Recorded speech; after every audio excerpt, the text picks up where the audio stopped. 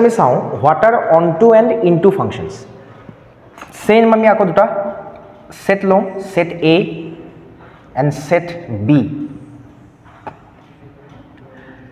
Set A ক domain বুলি কয় আৰু set B কি বুলি কয়, codomain বুলি কয়. এতিয়া যদি আমাৰ ফাংশনটো এনেকুৱা হয় যে ডোমেইনৰ যিমান এলিমেন্টস আছে আৰু কোডোমেইনৰ যিমান এলিমেন্টস আছে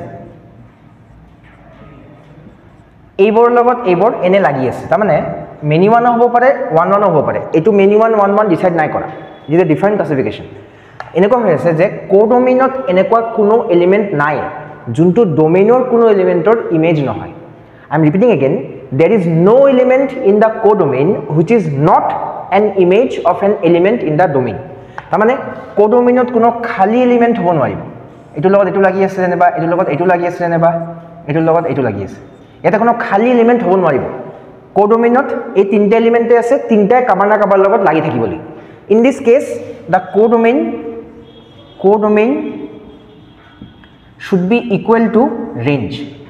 range কি হয়, ফাংশনটোত যিবিলাক ইমেজ হয় সেই ইমেজৰ সেটটোক আমি ৰেঞ্জ বুলি কওঁ. In this case codomain and range will be equal, keep that in mind. Okay, যেতিয়া অনটো হয় এটো অনটো ক্লাসিফিকেশন হয়, অনটো হলে এই ফাংশনটোক আমি কি বুলি কওঁ, সাবজেক্টিভ বুলি কওঁ, সাবজেক্টিভ.